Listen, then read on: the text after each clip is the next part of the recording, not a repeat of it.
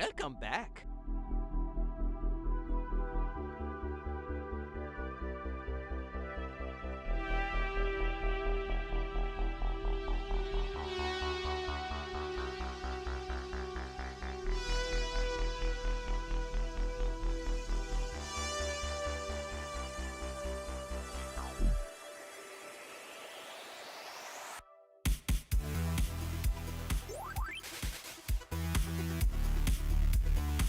Whoa.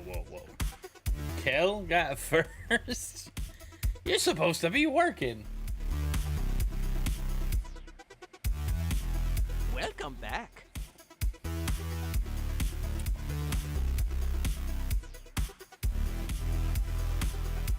You got me muted. That's probably for the best.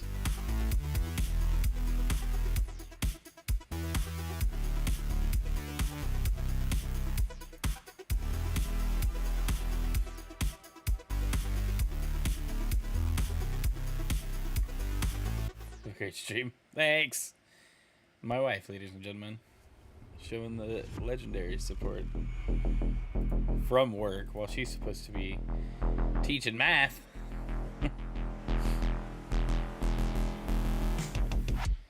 All right. TikTok is functional. Let's go. All right, everybody. How are we doing today?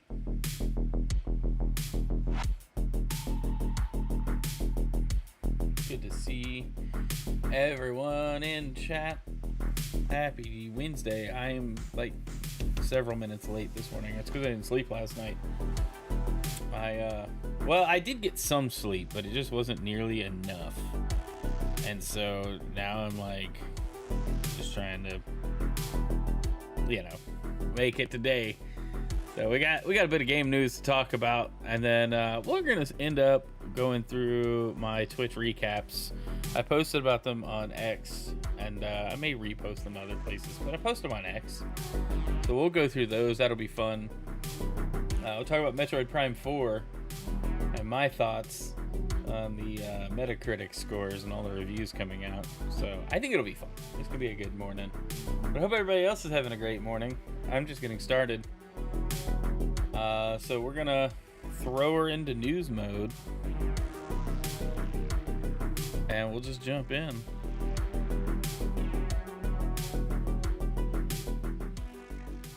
All right, that should be good for background music. Happy Wednesday, my dudes. Good to see y'all. Welcome back to another game news show. We've got a good bit to go over and talk about and discuss. And I'm just excited, dude. We got Metroid Prime 4 launching this week, literally tomorrow at the time of this stream, if you're watching this on a VOD or whatever. I don't know if I'm picking it up launch day, but I am going to pick it up eventually. I'm excited to get my hands on it and a couple of other Switch 2 games that have come out recently. But things have been busy. I haven't had time. I'm still working on ZA. So we got an update on that too. So let's start with some Fortnite news. We're going to touch back later this morning about the AI accusations that Fortnite came against. But if you think anything can hurt this game, think again, because even with all the controversy, Chapter 7 for Fortnite featured over 10 million players on the event, and then 3 million tuned in across live stream platforms. I feel like TV shows like TV shows on Netflix and stuff wish they could hit those numbers just that easily, But Fortnite Chapter 7 had over 3 million players tuned in. The announcement of the new player stats come from Fortnite's post on X. The post states, Absolute Cinema, 10.5 million of you joined us in-game for 0 hour, and 3 million plus tuned in across live stream platforms. Fortnite's Chapter 6 0 hour event, bringing millions of players, wasn't a surprise as it featured a jam-packed event filled with collaborations. We also saw the likes of Playboy Cardi, Hatsune Miku, and more. The end also featured an Avengers in-game type of event where so many past collabs with Fortnite returned, which was super cool to see. I wish I could have played it. I wasn't actually on it live, but I did stream some of it. I watched clips. It looked awesome. So it seems pretty cool. I'm glad to see. One thing I want to ask games journalists that write articles and stuff is, when do we drop the formerly Twitter moniker on referencing X and posts on X? Like, at what point are we just gonna go, yes, it's called X? Like, unless Elon changes it back to Twitter, which I wouldn't complain if he did. I'm still calling it Twitter, but I never say X, formerly Twitter. I say, unless I read it, but I either say X or Twitter, and they're still tweets. I'm not calling them posts. You know, so at what point do we just go, it's X now? It's gonna be X. It's X right now. We don't have to keep calling it formerly Twitter. This is like the artist formerly known as Prince, except we refuse to, like, move on. I feel like we're just gonna keep dead naming Twitter, you know. I don't know. Maybe I shouldn't say things like that, but it's just funny to me. We refuse to let it die. Anyway, yeah, so congrats. I mean, they really had a cool event. The new season looks great. I haven't played it yet at all. Hey, Brent, good to see you. Happy Wednesday, dude. But let's jump into our title story. Metroid Prime 4 Beyond. Is it in trouble? I don't know. We've got the Metacritic scores sitting at 80. And we're going to look at the critic reviews, because any user reviews should not be out. The game's not out in public hands just yet. But let's take a look. This is Switch. No, just Switch 2. Just Switch 2 critic reviews are out. PC Mag gave it 100. Saying, gorgeous, highly entertaining, and a thrill to unravel. Metroid Prime 4 Beyond on Switch 2 is the best single-player shooter in years and a triumph for gaming's coolest heroine. So, you know, high praise.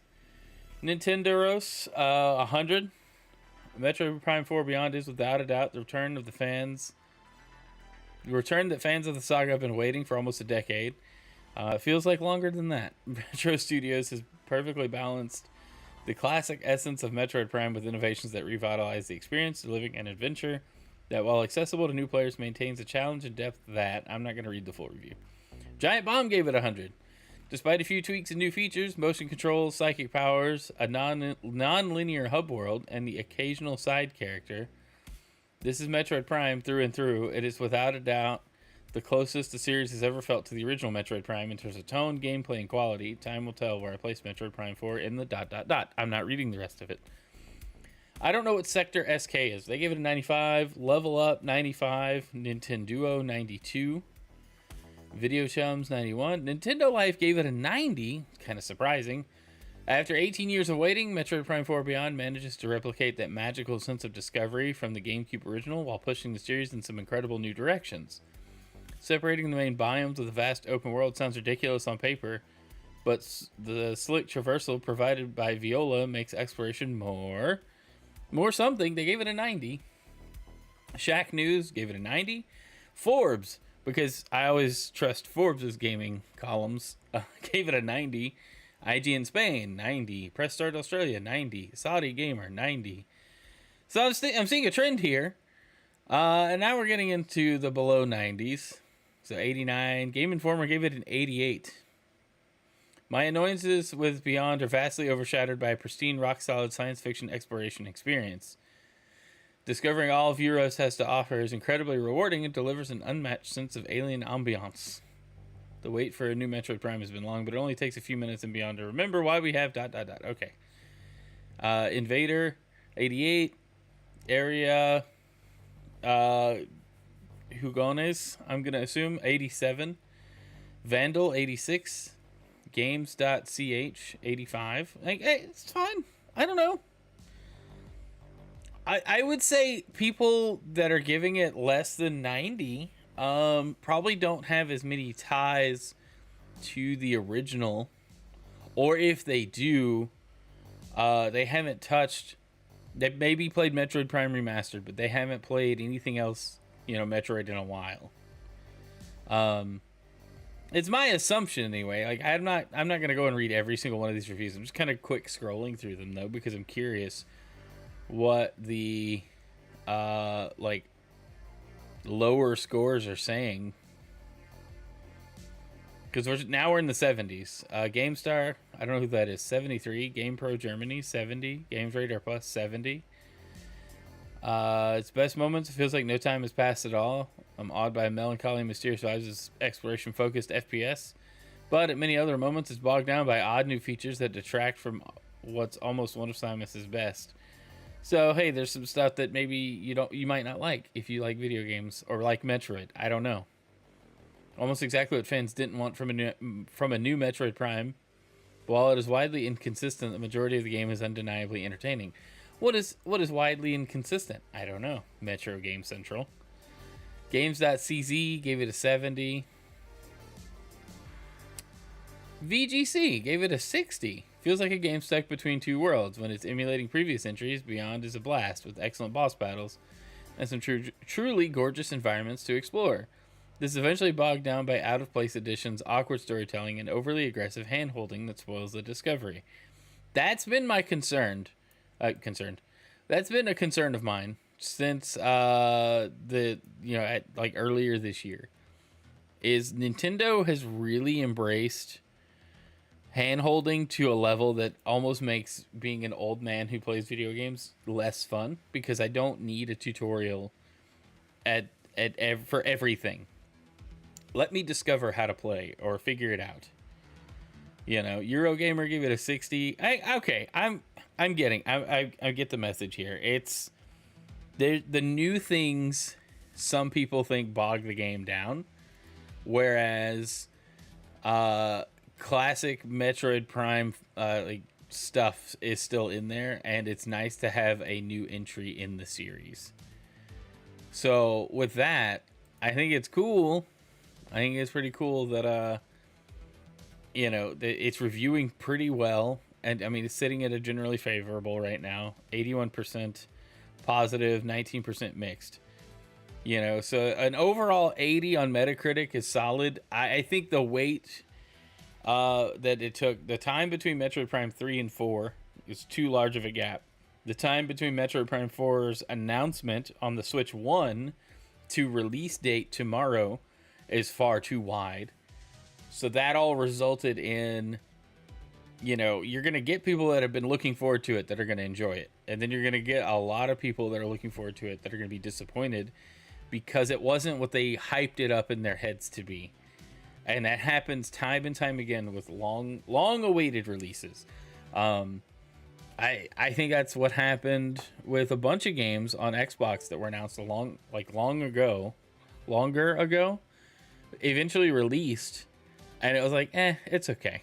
We just got a little disappointed because, we build it up in our heads like, oh, I'm so excited to do this and that. Now, the one thing Nintendo does really well to curb that is they do show way too much in their gameplay trailers. In their overview trailers, they, basically show you most of the game. And so that lack of, surprise probably hurts some of the people that are finding it to be kind of stale or tedious or whatever. Because there were no surprises, as far as I can tell. I hope I'm wrong when I finally get to sit down and play it, but we'll find out on launch day, that's for sure. But yeah, I don't know. I don't think it's in trouble. I don't think I'm not worried about the game doing well. It's a Metroid game. Here in the States, it'll do pretty solid. I think abroad, it might struggle a bit. Yes, tomorrow, December 4th, 2025, it releases. Which is a Thursday, but Nintendo don't care. They're going to release games whenever they want. Also, Rocket, good to see you. But yeah, I don't know. I'm excited for it. I'm not gonna let a bunch of reviews tell me if I should or shouldn't enjoy a game. I'm curious if this kind of coverage where people are like, "Oh, is the game cooked?" I even kind of clickbaited the title a little bit. I'm not that worried about it. I think if you're a Metroid fan, you're gonna enjoy this game, and I think if you're not, you might try it and enjoy it. But odds are, this is number 4. Now, they said you don't need to play the previous Metroid Prime games to, really understand the story here. Highly disagree, but I'd never played Metroid Prime 3, so that's also... I've started it so many times, I just always get sidetracked. Maybe we'll play 4 and then go back and play 3 just for funsies. I don't know. I really did want to play 2 and 3 before for launch or before I played through 4. I just didn't have time. I didn't make time, let's be honest. But I don't know. I'm looking forward to it, and I'm not gonna let reviews tell me not to enjoy it, you know. And that's what the top reviews, like if you look at these 100s and 90s and stuff, a lot of good praise, high praise to the Metroid series. 3 did wrap up that story, and that's fair. I do need to play it. I have Trilogy on the Wii. I just never played through 3. And I played through 1 and 2 on GameCube like forever ago, which I enjoyed. Metroid Prime 2 was a lot of fun. But anyway, all right, let's move on. What do we got here? Tencent agrees to pause Light of Motoram promotion while Horizon clone lawsuit continues. So we've covered this previously. Tencent's being sued by Sony because their new game looks way too much like Horizon Zero Dawn. And it comes after a failed pitch from Tencent to make a Horizon Zero Dawn spinoff. And then suddenly they show up with their own game.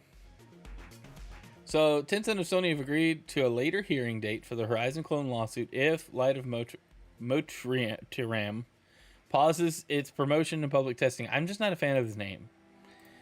Sony's been fighting Tencent in court for allegedly ripping off elements from PlayStation's Horizon series for their upcoming title.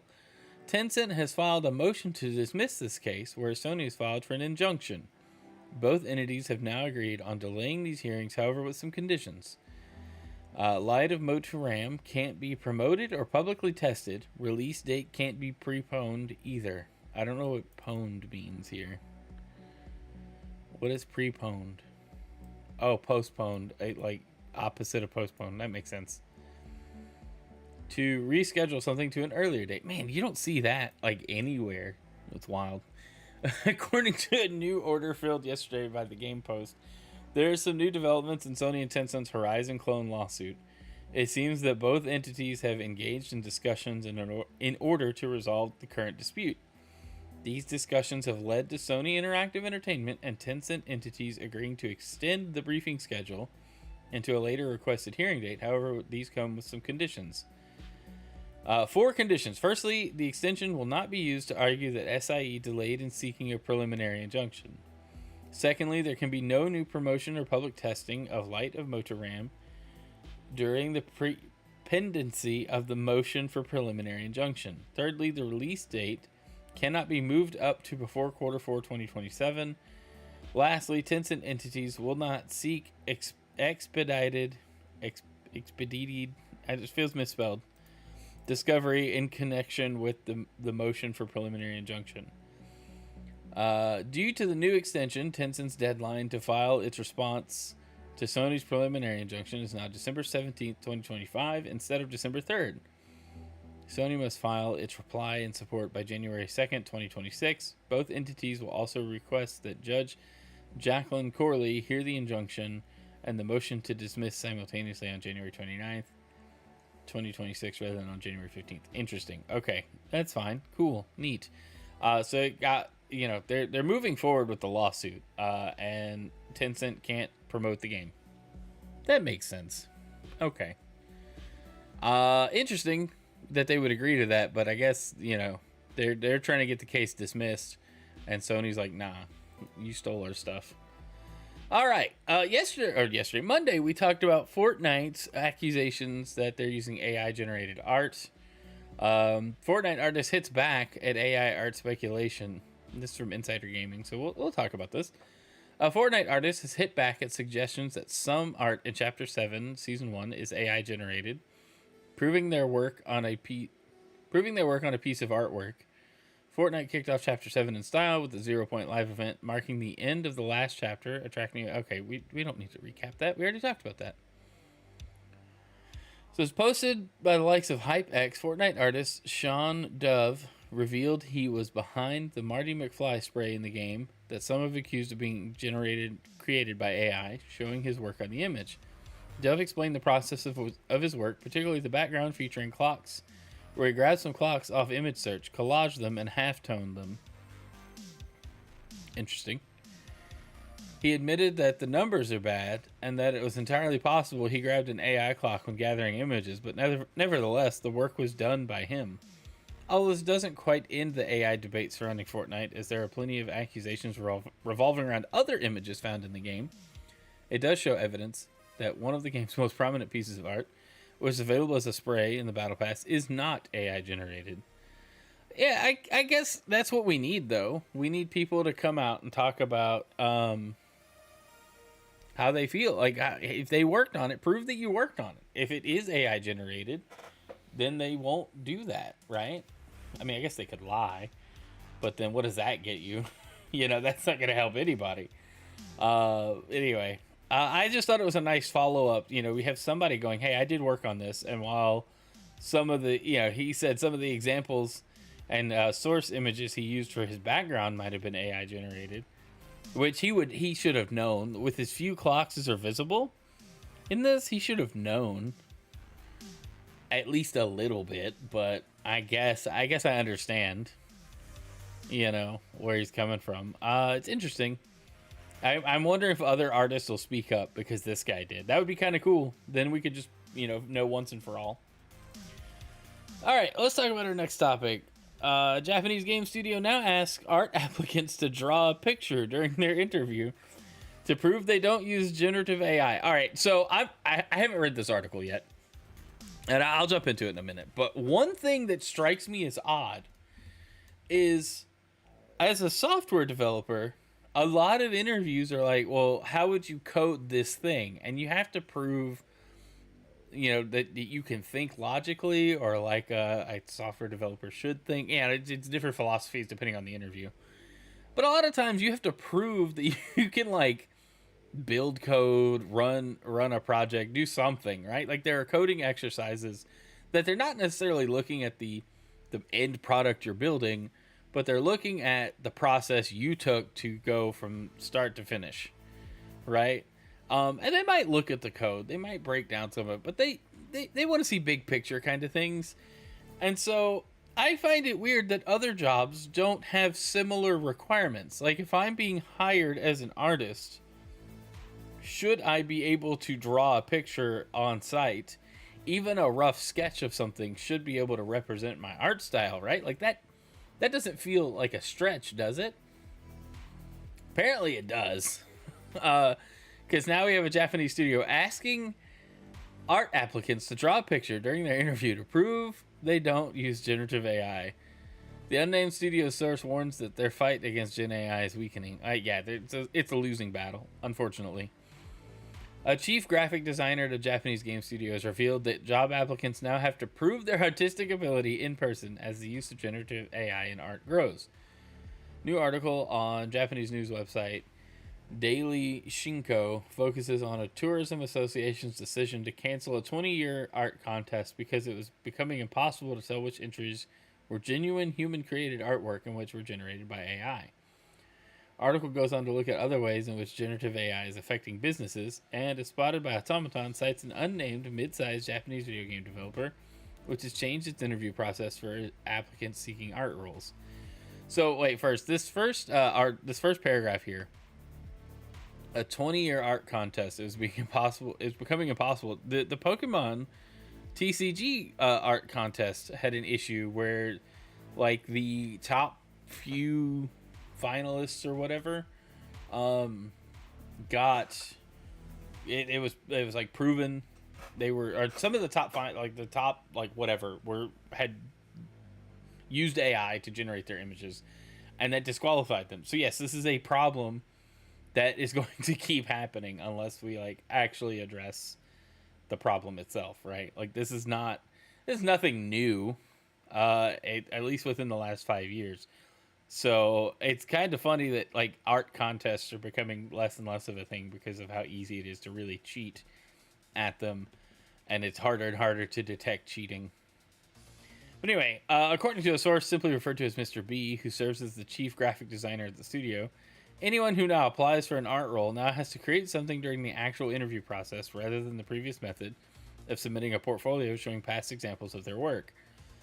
There are many people who claim that artwork generated by AI is their own creation, Mr. B explained via machine translation. We've actually ended up hiring such people only to find that they weren't productive, which led to several problems. Because of that, we changed our hiring process and it now requires candidates to draw something in person during the interview to verify their skills. As a recruiter, it's a huge hassle and it feels like we're going backwards in time, but I've heard that several other companies are doing the same thing. The source noted that while this is the current situation, it could change in the future as upper management continues to ask questions like, do we even need to hire creators when generative AI is good enough, or we should be hiring people who are masters at using generative AI. Yeah, there's a lot there. So I don't know that I want to read the rest of the article. I understand the thought process. My big concern is management going, hey, if AI is good enough, why can't we just use it instead of hiring people? And that goes back to the conversation we had Monday about the lack of soul and like there's no heart in it. It's just data that we're generating. And so at that point it's just like, no, don't replace people with machines for art and creative endeavors. Keep people in the loop. Use AI as a tool, not as the means of creation. You know, that's how I feel about the whole thing, and I will stand by that. I like using AI to help me get things done. I don't want AI to do the things for me. And it could do some of the things. It can help by doing some of the things. I just don't want the whole thing being done, right? Like that's what I want to avoid. But that's wild. You have to draw a picture. You have to prove that you can be an artist before you can get hired as an artist. It makes sense, though. It makes so much sense. All right, let's move on. We got some word on the Splinter Cell remake.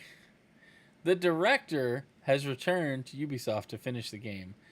Insider Gaming reports Splinter Cell remake director David Grivel has returned to Ubisoft to finish what he started in 2021. Announced on his LinkedIn profile, David Grivel announced that he's rejoining Ubisoft Toronto as the project's game director for the Splinter Cell remake. The remake originally started development in 2021 under the codename North, with not much else being said on the game since. Insider Gaming exclusively reported in 24 the game is currently in development on the Snowdrop engine, with a tentative release date of 26. It's likely, given the projects and Ubisoft as a whole issues, that this release date is no longer accurate, but we'll update our readers when we learn more.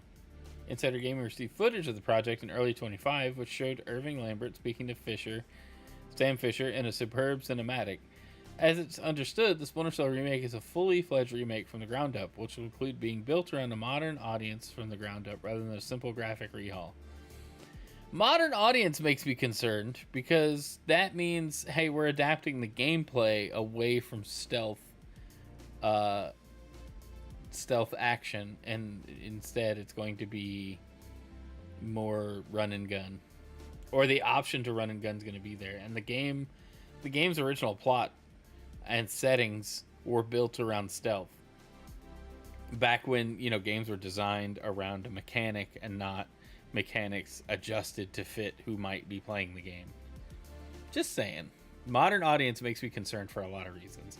But that's the biggest one, is it's going to give you too many options on how to complete the game, that the stealth and the whole premise behind Splinter Cell is going to be lost on a lot of people.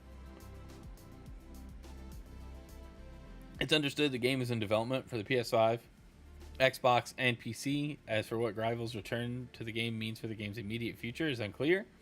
And the news that development continues on the game will be a warm welcome to those who were skeptical of the project's future. I was, I wasn't hopeful. I guess I'm slightly more hopeful, but I don't know. I'm not sure. All right, let's move on. Saudi Arabia's public investment fund will own 93% of EA after proposed buyout, with the rest of the consortium taking a much smaller share. It's reportedly considered unusual for a sovereign wealth fund to take such a percentage. Yeah, EA is going to be fully owned by the Saudi Arabian government or public interest fund or whatever. Further details of the proposed acquisition of Electronic Arts have been released, revealing that Saudi Arabia will own the lion's share of the company.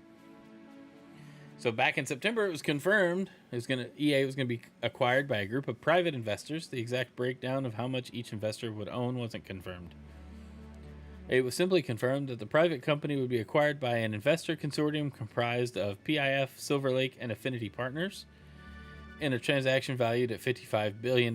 Now, as reported by the Wall Street Journal, a new filing has been listed which shows that the PIF, Saudi Arabia's public investment fund, will own 93.4% of the company should the acquisition be approved. Silver Lake Partners, an investment fund run by a U.S. global private equity firm based in Silicon Valley, will own 5.5% of the shares according to the filing. Affinity Partners, an American investment firm. I don't know why this next line is as necessary in this article, which mainly focuses on investing in U.S. and Israeli companies, with most of its funding coming from the Saudi Arabian government, will own the remaining 1%. As a result of this the funding deal will almost entirely have to be covered by the PIF, with the Wall Street Journal estimating it will have to put up around $29 billion to reflect its final ownership stake. Publication notes that it's unusual for sovereign wealth funds to own such a majority when they're part of a consortium. Usually private equity firms have a larger investment because they're more experienced in making deals and running businesses, while sovereign wealth funds typically ride on the coattails as minority investors. The deal, which is set to be the largest ever leveraged buyout if it's approved by shareholders, is being described as a large financial bet for Saudi Arabia at a time when its finances are starting to become strained. Wall Street Journal explains the PIF may be a $1 trillion fund, but it's been stretched by a number of commitments, including a number of extremely expensive mega projects, such as a new future city called Neom, and numerous new stadiums for the 2034 FIFA World Cup. So interesting.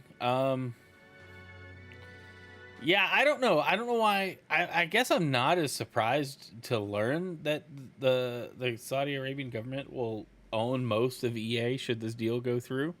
It kind of felt like that was by design and understood going forward for everyone. So I don't know. I don't know what to make of it. But EA might be cooked. They might not. I don't know. I don't know what to make of it. I really don't. I hope it works out. I hope we can still get some good EA games made. Keep Madden around, I guess. I don't know. Alright, let's talk about our next thing. Mario Kart World's latest update is out. Version 1.4.0. Lets players customize items and identify music tracks, which is great. 1.40 update changes the layout of multiple tracks and adds quality of life changes such as new music volume sliders. The game settings menu. Music tracks will also now tell the player which game they are originally from, as well as the title of the track itself. Players taking part in non-ranked competitive modes like Versus Race, Balloon Battle, Coin Runners, and Room in online wireless play can now also customize which items will and won't appear in races. That's really awesome. Some balancing changes have also been made. For example, players can no longer use the second boo when one is already being used. Also awesome. Let's see. Mario Kart World patch notes. Yeah, custom items to the item rules. Made it so music track name and source title title of the track playing will be displayed on the pause menu. Music volume setup. Let's see. 4 players can participate in race, knockout tour, and battle. That's great. Let's see. Made it so you can join in with friends who are playing knockout tour from friends and 2-player online play as well. Added restart and next race in the pause menu for versus race in single player. That's great. Made it so you can select photo mode from the pause menu in Race Against Ghost in time trials. Change course layout of below courses for versus race and race in online player wireless play. Oh, so they changed the transitional tracks a little bit, and that's cool. Change it so that in all races heading toward Koopa Troopa Beach, including the above courses, you will cross the finish line after 2 laps once you arrive at Koopa Troopa Beach. That's awesome. You'll now dash when riding on Manta Ramp's back. Made it so the player will not hit Dragon Eel when transformed into Bullet Bill. Made it so the player cannot use second boo. When a dash food is taken by someone, shorten the time until that dash food reappears. When a coin placed on water is taken by someone, shorten the time until that coin reappears. And then, oh man, this bug fix list is huge. That's cool. I'm not going to read all of that, mostly because I don't want to read all of that. I like that the game's been updated. I need to play it again. These are cool updates. Fixing some of the bigger problems and bugs and stuff is always welcome. I would like to see Nintendo actually attempt to treat this game like a live service game and do like periodic updates to add content. But I appreciate that they keep updating bug fixes and layouts and things just to make them feel a little better for players. The game does feel like it's a little early release at times, especially driving around in the overworld. But the races themselves, the gameplay itself is fun. It's just such a jarring difference from Mario Kart 8 Deluxe. I think that the length of time we had Mario Kart 8 Deluxe officially supported hurt Mario Kart World's initial reception, because Mario Kart 8 became the standard. That's what we all got used to. That was the game. And then we get a new one, and it's wildly different in a lot of ways. And controls shouldn't have been one of them. Just the feel of like how karts handle and stuff should have been closer to Mario Kart 8. I'm not saying it's a bad thing that it was so different. I'm saying that the difference made it feel bad. You know, and so it's just, I think a lot of the adjustment was hard for people to get a hold of. We did get a new trailer for the Pokemon Legends ZA Mega Dimension DLC. Getting more megas revealed.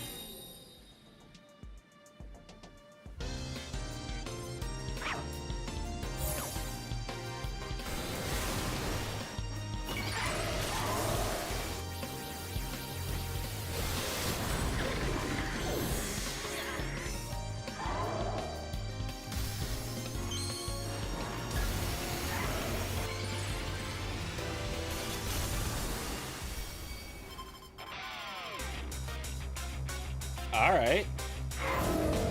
Mega Lucario Z. All right, but then we need a Mega Lucario GT.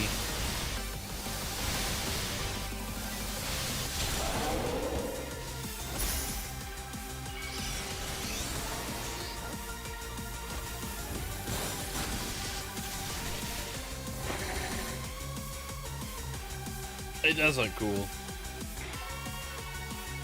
It does look really cool.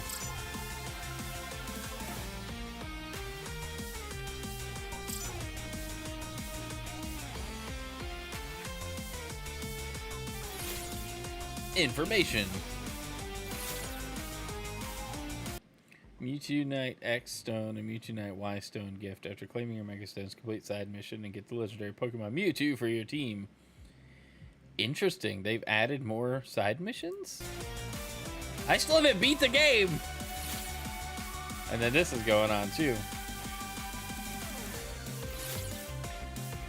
I need to do these. I got the Greninjite, but I'd like to do these three for sure.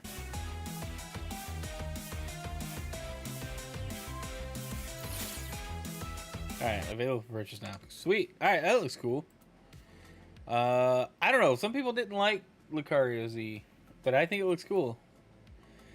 Okay, couple other things to round out the episode today. Limited edition Genshin Impact DualSense controller. It looks cool. I just thought it looked neat. I like Genshin Impact, and this controller looks pretty good. I like custom controllers like this, limited edition things. That was really sweet. But yeah, that was cool. All right, and then lastly, we're gonna look through the Twitch recap for me for 2025. Just kind of thanks to everybody who hangs out on Twitch.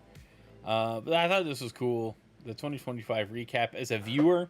I don't watch a lot of Twitch streams, and I wish I could watch more of my friends who stream. But a lot of times I'm just leaving stuff up for people to, lurk, and I'm trying to support my friends as much as possible. So looking at that, top categories: Fortnite, Just Chatting, Mario Kart World, Minecraft, Marvel Rivals. Cool. My favorite streamers, like my most watched, Christian Ninja, number one. He is number one. I like that my top emotes used. 2 of them are my own. One of them is poop. And another one is him just spazzing out. I don't know if he's supposed to be dancing, but it looks like he's being electrocuted. Like in Home Alone 2. Oh, man. Love Christian Ninja. You guys should go check him out. He's a great dude. Great channel. He does some really good Christian content. And really has helped me become a better creator. By and large, through his taco community and a bunch of other things that he does just on stream and off stream. Then the rest, rounding out the top, Chow Fan H, who we used to be able to raid a lot, and then I changed how I streamed, so I hadn't raided out to her channel in a while. The legendary Smart Alec Plays, who, again, used to raid out a lot when I streamed more at night. And then, you know, the amazing Fedorable Will, who he's less legendary than Smart Alec Plays, is just a totally different kind of legendary. Again, we never stream adjacent, so it's really hard to raid somebody and send support to somebody from my own streams. And then I try to pull up his lunch hour streams. I'm never home when he does his evening streams, though. And then Sword and Crossbow, who we met this year. Great guy, does some great content. Love his channel. He does a bunch of cool looking indie games every time I watch. So that's cool for the most watched channels. Definitely a bit different than last year's. I sent a bunch of chats. My top emotes, other than Christian Ninjas, all of them are from me. So I do spam my own emotes in other people's chats. I think that's okay. That's how I roll. I picked a bunch of EVs as my emotes. I've gifted 5 subs and contributed to 6 hype trains. I should probably do better. Again, I'm not much of a Twitch viewer. I'm more of a Twitch streamer, which we're going to look at next. So now we'll look at the streamer side of it. And this is fun. This is just all about you guys and how much you guys have helped the channel grow over the year. The 1 year. So 547 hours streamed for 324 streams. I don't know if that's up or down from last year. 260 distinct days streamed. And total hours watched 1,827, which is humbling. That's a lot. Why are you guys hanging out and watching my... No, I'm just kidding. I appreciate it. It's really awesome. Top categories I've streamed. Fortnite, Pokemon Unite, talk shows and podcasts, which is this category here. Chrono Trigger, which I only did one playthrough. Kingdom Hearts 1.5 and 2.5. Because we were doing a playthrough through the series, and then I got sidetracked by Switch 2 stuff. We were on Chain of Memories, so one day I'll go back and finish it. That's cool. You know, I did spend a lot of time playing Fortnite and Pokemon Unite, and I think those two games will continue to be a focus for the channel because they're two games that I really like playing. And they're free, so, you know, updates and stuff come out, but I can still play them. I don't have to buy anything new. My top stream reached 63 viewers. That's cool, given that I'm under 1K on Twitch, and I've been rated quite a few times by people that have been super helpful. Top tags, Christian, English, and clean language. Those are just the ones I leave on there. I never change those. 26,557 chats received. Epic. Top channel emotes. So these are the top emotes you guys use. The old GG, which probably should be updated at some point. This one, which is newer, but people like. We made that while doing an anniversary stream. We did it. We literally made it on stream. It was awesome. Hype, which is just a default emote. The Eevee heart emote, which I love it. It's so adorable. And then all the Eevees doing the little thing. That's a great one. I love it. For animated emotes, one of my favorites. Biggest fans. If you see your name here, you're awesome. If you don't, well, that's okay too. Callistic, you know, my wife is my #1 supporter. Zeke, Quimbley, Denalid, Ginger Prime, Fedorable, Countess, Dan, who is always welcome to chime in whenever he wants, and Base Guru, who is the longest most subscribed person on this channel. So I really think he should be higher on this list. I don't know how it's ranked. I also need to set my wife and get Base Guru to set profile pictures for themselves. I may make them profile pictures to use and be like, here, just put these on your Twitch profile for me. All right, crossovers. Number of stream togethers. We did 6. We did do some collabs this year. We did 4 with Will, 2 with Smart Alec, and 1 with Lulu May 18, who we only met this year. We received 83 raids. A lot of them came from D-Pain. Some came from Sword and Crossbow, and some came from Denalid, which is super awesome. We've sent out 242 raids.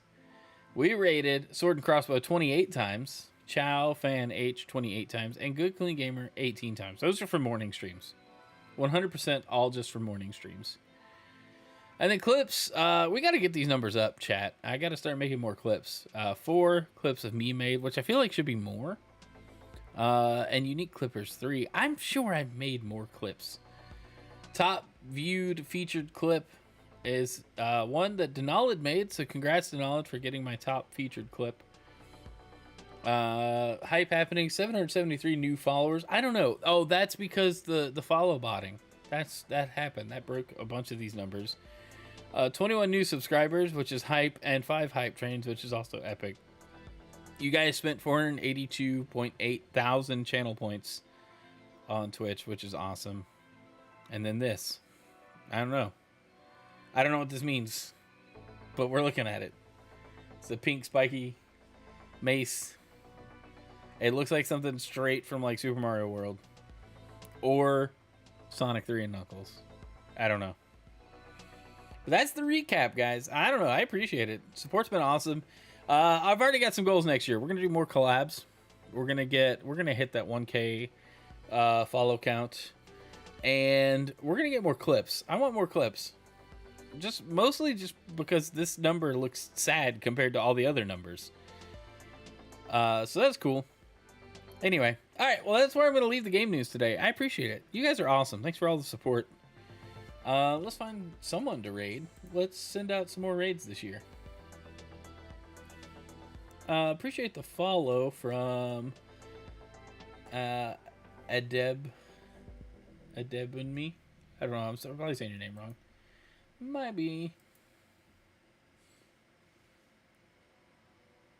Let's see. All right, we'll find somebody to raid out to. Who are we following that we can send it to?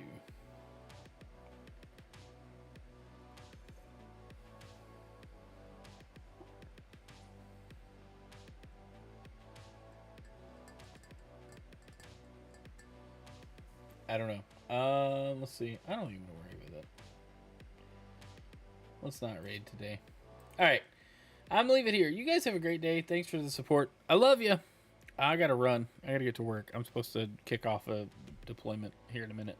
So, you guys have a fantastic day. I will see you guys tomorrow night. We're streaming more Pokemon ZA for a Thursday stream.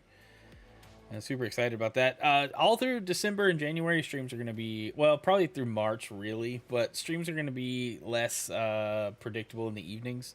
Morning streams shouldn't go anywhere unless something major happens. I'm trying to be not late, and it seems like I'm late every single day to the morning stream. I don't know. Doing my best. Anyway, love you guys. Thankful for you. Y'all have a great day. See ya.